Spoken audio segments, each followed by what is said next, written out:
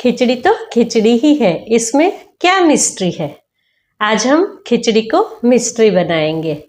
मतलब कि आयुर्वेद की शुद्ध ऐसी शास्त्रीय बातें खिचड़ी के बारे में जो आपको ना तो पता होगी ना आपने कभी सोचा होगा। कर्माबाई की याद में भगवान जगन्नाथ को खिचड़ी का भोग लगता है। वैसे ही इस्कॉन टेम्पल में श्री कृष्ण भगवान को खिचड़ी का भोग लगा के प्रसाद के रूप में बांटा जाता है। नवरात्रा में माता रानी को भी खिचड़ी का भोग लगता है। साउथ की पोंगल हो या गुजरात की खिचड़ी, इंडिया के हर एक प्रांत में खिचड़ी हर कोई खाता ही है। तभी तो श्री मोदी जी ने इसे नेशनल डिश डिक्लेयर किया है। फॉरेन से कोई भी इंसान आके अगर तो आयुर्वेद के बारे में थोड़ा सा भी जानना चाहता है तो वो सबसे पहले खिचड़ी बनाना सीखेगा।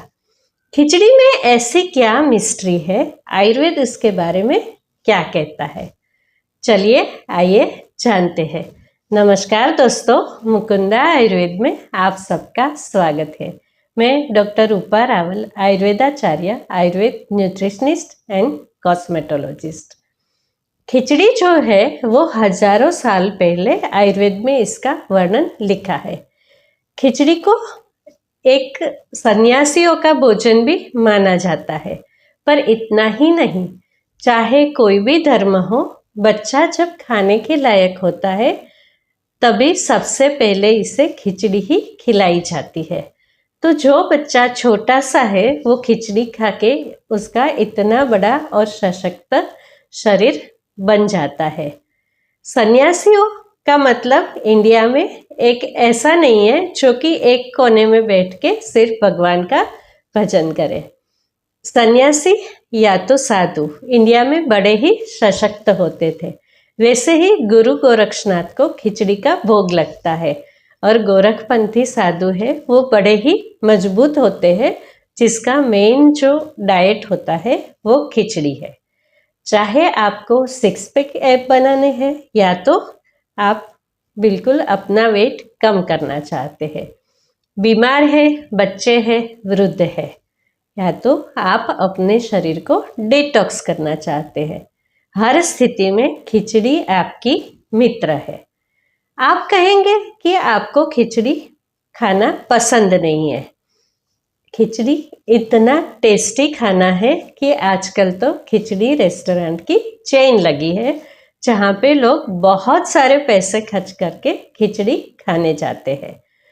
तो आइए जानते हैं आयुर्वेद में ऐसी क्या बात की है खिचड़ी के बारे में और आयुर्वेद इसके गुण कैसे बताते हैं। शुद्ध शास्त्रीय पद्धति खिचड़ी बनाने की क्या है, उसमें क्या कमी है जिसकी पूर्ति करके हम खिचड़ी को त्रिदोषज्ञ बोल सकते हैं। सबसे पहले जानते हैं आयुर्वेद में क्या बोला है। तंडुला दाल सम्मिश्रा लवण आर्द्रक हिंगुभिः संयुक्ता सलिले सिद्धाः कृसरा कथिते बुधे। चावल और दाल दोनों को मिक्स करके इसमें सेंधा नमक, हिंगू और अदरक मिला के पानी के साथ सिद्ध करके जो डिश बनती है इसे बुद्धिमान लोग कृसरा या खिचड़ी बोलते हैं।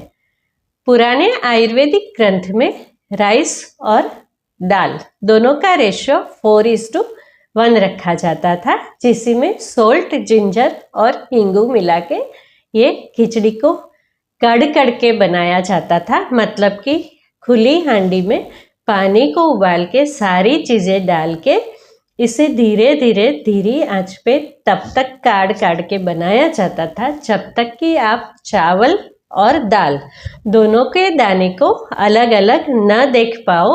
ये जो खिचड़ी है वो मूसी या मेशी बनती थी। यही जो खिचड़ी है जिसका वर्णन आयुर्वेद में किया गया है। क्या ये त्रिदोषज्ञ है? आइए जानते हैं क्या कहा है, इसके गुण क्या है, वो हमारे शरीर पे कैसे इफेक्ट डालती है। कृसरा शुक्रला बल्या गुरु पित्त कफप्रदा दुर्जरा बुद्धिविष्टंभ मल मूत्र करिस्मृता। ये जो कृसरा या तो खिचड़ी है, इसे अगर शुद्ध शास्त्रीय तरीके से आपने बनाया तो ये शुक्रला माने कि शुक्र धातु को बढ़ाती है। शुक्र धातु तभी बढ़ती है या तो प्रसादित होती है जब कि रस, रक्त, मांस, मेद, अस्थि, मज्जा ये सारी 6 धातु का पाक मेटाबॉलिज्म प्रॉपर तरीके से हो। सारी की सारी 6 धातु जो है वो आपकी शरीर के अच्छे से न्यूट्रिशन दे और पोषित करे, उसके बाद ही शुद्ध शुक्र का निर्माण होता है। तो इसका सीधा सीधा मतलब ये होता है कि खिचड़ी जो है परम न्यूट्रिशियस फूड है, जो कि हमारी 7 धातु को उन्नत तरीके से बढ़ाती है।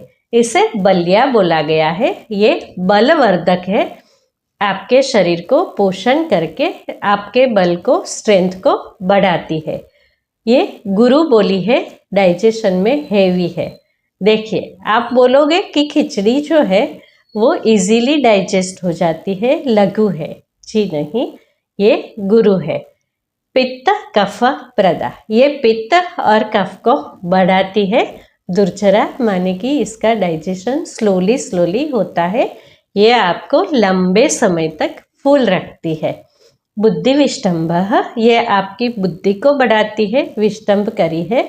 अगर तो ऐसे ही बनाई हुई खिचड़ी को अकेली खाया जाए तो ये थोड़ा सा कॉन्स्टिपेशन करती है, पर इसे मल मूत्र करी बोला गया है। मतलब कि आपके स्टूल का बल्क बढ़ाती है और यूरिन भी आपको इजीली पास करवाती है। मतलब कि ये आंतों के लिए और आपकी किडनी दोनों के लिए डिटॉक्सिफिकेशन का काम करती है। और हमारा शरीर जो है वो डिटॉक्सिफाई होने का सबसे बड़ा जो तरीका है वो हमारे गट्स और हमारी किडनी ही है। इसमें जो है ये भी लिखा है कि ये बुद्धिवर्धक है, मतलब कि आपकी मेमोरी को एनहांस करती है। उसी के साथ साथ ये पित्त और कफ को बढ़ाती है। तो अभी आप बात करेंगे कि क्यों इसे त्रिदोषघ्न बोला गया है। ऐसा क्या करे कि खिचड़ी जो है वो डाइजेशन में लघु हो जाए। ऐसा क्या करे कि ये संपूर्ण मील बन जाए, या तो 1 pot मील इसे बना के आप कभी भी खा सकते हैं। बच्चे को ऐसी कौन सी खिचड़ी दे कि जो उसे न्यूट्रिशन देके उसके शरीर को बढ़ाए। ऐसे लोग जो कि एजेड है या तो वृद्ध है, उसे कैसी खिचड़ी देना चाहिए। अगर तो आप जो है अपना शरीर बढ़ाना चाहते हैं या तो वेट बढ़ाना चाहते हैं तो कैसी खिचड़ी लेंगे, कम करना चाहते हैं तो कैसी लेंगे, डिटॉक्सिफाई करना चाहते हैं शरीर को तो क्या करेंगे। ये सारी चीज़ें हैं वो आयुर्वेद में बड़े ही अच्छे से वर्णन किया गया है और आयुर्वेद न्यूट्रिशनिस्ट इसको ऐसे डिज़ाइन करके आपको दे सकता है कि आप खिचड़ी को हर स्थिति में यूज़ कर पाए। अगर तो मॉडर्न न्यूट्रिशन की बात करें तो मॉडर्न न्यूट्रिशन के हिसाब से 20 एमिनो एसिड जो है वो हमारे शरीर के लिए बहुत ही ज़्यादा इम्पोर्टेंट है। राइस जो है उसमें लाइसिन को छोड़ के सारे एमिनो एसिड होते हैं, वहीं पे दाल में जो है सिस्टाइन को छोड़ के सारे एमिनो एसिड होते हैं। दोनों को कंबाइन करके कोई डिश बनाई जाए तो ये संपूर्ण आहार बन जाता है। देखिए, जो बात मॉडर्न न्यूट्रिशन में कही है वही बात हजारों साल पहले हमारे ग्रंथों में वर्णन किया गया है। अभी आप बोलोगे कि ये तो पित्त और कफ को बढ़ाती है तो क्या करें। तो एक कहावत है कि खिचड़ी के 4 याद, दही पापड़ घी अचार। तो ये क्यों बना है, ये 4 दही पापड़ घी और अचार खिचड़ी के यार क्यों बोला गया है। तो चलिए इसके बारे में बात करते हैं।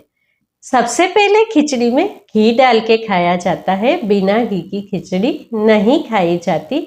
इसका एक ही रीज़न है कि ये विष्टंभ ना करे, आपके मल को रोके नहीं।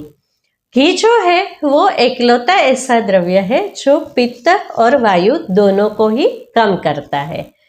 जब भी कोई चीज़ आप ऐसी लेती है कि जो कि पित्त को कम करती है तो वो शीत प्रकृति की होती है, वायु को बढ़ाती है।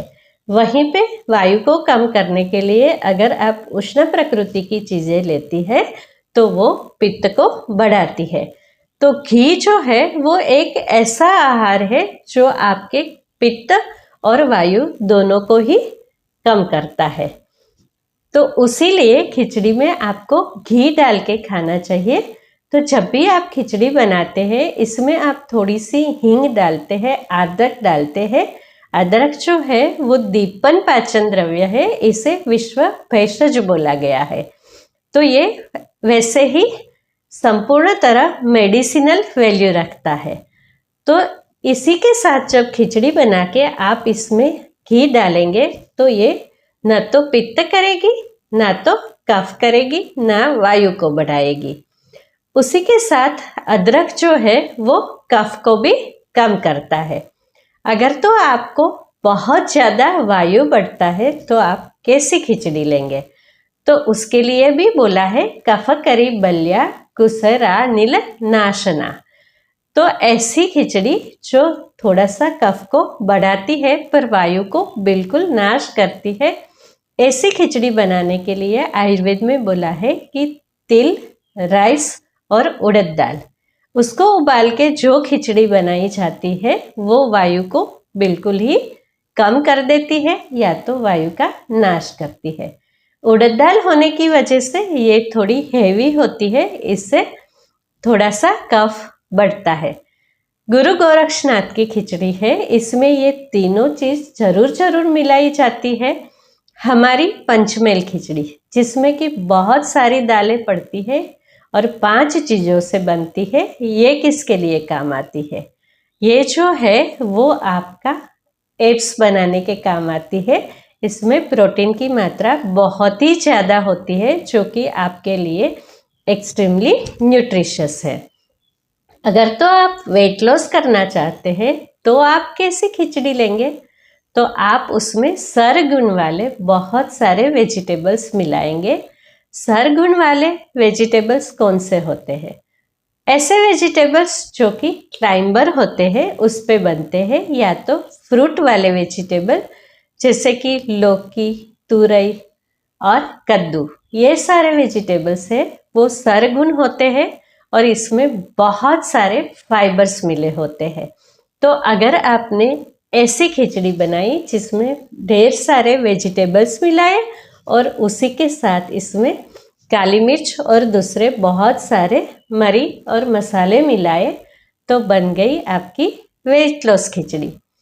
आप कहेंगे छोटे बच्चे को कैसे खिचड़ी दिलाए या तो खिलाए? तो छोटे बच्चों के लिए चावल और दाल दोनों को समान मात्रा में मिश्रित करके उसे तब तक पकाए कि ये बिल्कुल ही पेस्ट के स्वरूप में आ जाए, मूसी या मेशी बन जाए। उसी में नमक जो है वो बहुत ही कम डाला जाता है और उसमें घी मिला के बच्चों को खिलाया जाता है। अगर तो आपको फीवर है, कफ कोल्ड है तो क्या करेंगे? दाल चावल को समान मात्रा में पका के बहुत ही गीली या तो ढीली खिचड़ी बना के उसमें त्रिकटु डाल दीजिए। ये एक औषध का भी काम करेगा, आपके शरीर में फीवर को भी कम करेगा। वैसे ही साउथ में बनाई जाती है पोंगल, जिसमें ढेर सारे काली मिर्च डाली जाती है। ये जो पोंगल है वो कफ को कम करने के लिए काली मिर्च से बनाई जाती है, क्योंकि साउथ जो है वो थोड़ा सा ऐसा प्रदेश है जहाँ पे पानी की मात्रा ज़्यादा है और कफ बहुत ही जल्दी बढ़ता है ये लोगों को। उसीलिए वहाँ पे काली मिर्च का प्रोडक्शन बहुत ज़्यादा होता है और वहाँ पे खिचड़ी में काली मिर्च मिलाई जाती है। अगर तो आपके घर में कोई वृद्ध है या तो एजेड है तो उसके लिए कैसी खिचड़ी बनाए? उसके लिए आप बना सकते हैं सीधी सी सिंपल सी खिचड़ी जिसमें कि थोड़ा सा अदरक और हींगू भी मिला हो, जो कि उसको अच्छे से डाइजेस्ट करवाए। हींग जो है वो वायु को कम करे और सेंधा नमक जो है वो इजी डाइजेशन करे। इसमें आप जरूर से थोड़ा सा 1 चम्मच घी मिलाइए ताकि जो एजेड पर्सन है उसे बहुत अच्छे तरीके से ये डाइजेस्ट हो जाए और उसे पूर्ण न्यूट्रिशन मिले। सबसे अच्छा तरीका खिचड़ी खाने का क्या है? कोई भी तरीका नहीं है, आप कभी भी कैसे भी खिचड़ी खा सकते हैं। खिचड़ी एज ए ब्रेकफास्ट भी खाई जाती है, लंच में भी खा सकते हैं, डिनर में भी खा सकते हैं। कोई लोग कहते हैं कि आप हमेशा ब्रेकफास्ट, लंच, डिनर में खिचड़ी खाएंगे तो क्या होगा, आपको न्यूट्रिशन कम हो जाएगा। जी नहीं, खिचड़ी हजारों तरीके से बनती है। जितने हाथ बनाने वाले होता है उतने ही डिफरेंट आप खिचड़ी के टेस्ट कर सकते हैं। खिचड़ी के बहुत सारे वेरिएशंस होते हैं जो कि इसे ब्रेकफास्ट, लंच, डिनर तीनों के लिए फिट बनाता है। जब भी आप एक हफ्ते के लिए खिचड़ी डाइट पे रहेंगे और अलग अलग टेस्ट की तीनों टाइम पे सिर्फ खिचड़ी ही खाएंगे तो क्या होगा, एक ही हफ्ते में आपका ओज तेज बढ़ जाएगा, आपकी स्किन जो है वो ग्लो करेगी, आपके गट्स है वो टोटली डिटॉक्सिफाई हो जाएंगे। इसमें कि बहुत अच्छे माइक्रोब्स जो है या तो गट बैक्टीरिया है वो अच्छे से बढ़ेंगे और आपका बॉडी जो है वो हल्का फुल्का होके उसको नई एनर्जी मिलेगी। तो आपको जब भी ऋतु जो है वो चेंज होती है या तो सीज़न बदलती है तो ज़रूर से एक हफ्ते तक सिर्फ खिचड़ी डाइट पे रहना चाहिए, जिसमें कि सुबह सुबह आप न्यूट्रिशियस खिचड़ी बना सकते हैं। जैसे कि साउथ इंडियन लोग पोंगल बनाते हैं, जिसमें कि घी के छोंक लगा के कड़ी पत्ता और थोड़ी सी काली मिर्च डालते हैं। इसमें बहुत सारे ड्राई फ्रूट्स नहीं तो शेंगदाना या तो मूंगफली डाल के इसकी जो न्यूट्रिशियस वैल्यू है इसे आप बढ़ा सकते हैं। कड़ी पत्ते में बहुत सारे औषधीय गुण भी होते हैं। इसी में आप थोड़ी सी उड़द दाल, राई, जीरा, राई में भी न्यूट्रिशियस वैल्यू होती है, ये हमारे शरीर के लिए बहुत ही अच्छी है। थोड़ी सी हींग मिला के छोंक लगा के सुबह सुबह घी वाली खिचड़ी बहुत ही अच्छा न्यूट्रिशन दे सकती है। दोपहर को आप चाहे तो बहुत सारे वेजिटेबल्स और ऐसे मसाले जो कि वायु और कफ को कम करते हैं, इसे मिला के एक 1 पॉट मील बना के खिचड़ी खा सकते हैं। चाहे तो इसके साथ थोड़ा सा दही भी ले सकते हैं, क्योंकि दही को दोपहर में खाना मना नहीं है। खिचड़ी खाने के बाद अगर तो आपने बटर मिल्क लिया तो ये जो दुर्जरा बोला है कि धीरे धीरे डाइजेस्ट होती है, ये अच्छे से डाइजेस्ट हो जाएगी। डायबिटीज़ वालों के लिए ऐसी चीज़ें जो कि बहुत स्लोली डाइजेस्ट होती है तो उसे लंबे समय तक भूख नहीं लगेगी और ब्लड ग्लूकोज बनाए रखेगी। खिचड़ी के लिए आपको कैसे चावल लेने चाहिए, तो सबसे पहले कभी भी खिचड़ी के लिए बासमती चावल नहीं लेने चाहिए, क्योंकि ये हाईली पॉलिश होते हैं और ऐसे हाईली पॉलिश चावल खाने की वजह से ही आपका शुगर भी बढ़ता है और आपका वेट भी बढ़ता है। खिचड़ी के लिए थोड़े से मोटे वाले चावल, या तो परिमल राइस अच्छा है या तो छोटे छोटे चावल। और आप अगर बहुत अच्छे से चाहते हैं कि आप कोई अच्छे वाले चावल खाएं तो गोविंद भोग राइस की भी आप खिचड़ी बना सकते हैं, पर प्लीज़ इसे बासमती चावल से कभी भी न बनाइए। रात को खिचड़ी खाने से आपका पेट दूसरे दिन अच्छे से साफ हो जाएगा, रात को बहुत इजीली ये डाइजेस्ट हो जाती है। और अगर तो रात की खिचड़ी आपने छिलके वाली मूंग के दाल के साथ खाई तो ये आपके लिए बहुत ही अच्छा डिटॉक्सिफाई द्रव्य के तरीके से काम करेगी। चलिए जानते हैं खिचड़ी डिटॉक्सिफिकेशन कैसे करते हैं। तो अगर तो आप पूरा हफ्ता खिचड़ी पे रहना चाहते हैं तो आपको चाहिए कि सुबह सुबह कोई हल्का सा गरम काढ़ा ले ले। अगर तो आपकी वायु प्रकृति है तो कुछ गरम सा काढ़ा ले जिसमें कि अदरक, तुलसी और थोड़ी सी अजवाइन मिली हो। अगर तो आपकी पित्त प्रकृति है तो आप सौंफ या तो जीरे वाला काढ़ा ले सकते हैं। कफ प्रकृति वाले लोग अगेन कुछ ऐसा गरम सा काढ़ा ले सकते हैं जिसमें कि सौंठ है, पिपली है, काली मिर्च है। इसमें आप थोड़ा सा गुड़ मिला सकते हैं। सुबह सुबह गरम गरम काढ़ा लेने से ये आपके बॉडी को अच्छे से डिटॉक्सिफाई करेंगे। और जैसे हमने पहले बताया वैसे तीनों टाइम आप खिचड़ी ले सकते हैं। बीच बीच में मंचिंग के लिए आप कुछ पपीता जैसे या तो कोई खट्टे से फ्रूट, सिट्रस फ्रूट जैसे कि मौसम्बी और संतरे जैसा फ्रूट ले सकते हैं। दोपहर की खिचड़ी के साथ आप थोड़े से अनार के दाने जरूर खाएं। दूसरे सलाद की कोई ज़रूरत नहीं है क्योंकि आप खिचड़ी में बहुत सारे वेजिस मिलाएंगे। 4 बजे के मंचिंग के लिए बहुत अच्छा है थोड़ा सा कुरमुरा या तो मुरमुरा और उसी के साथ भुने हुए चने।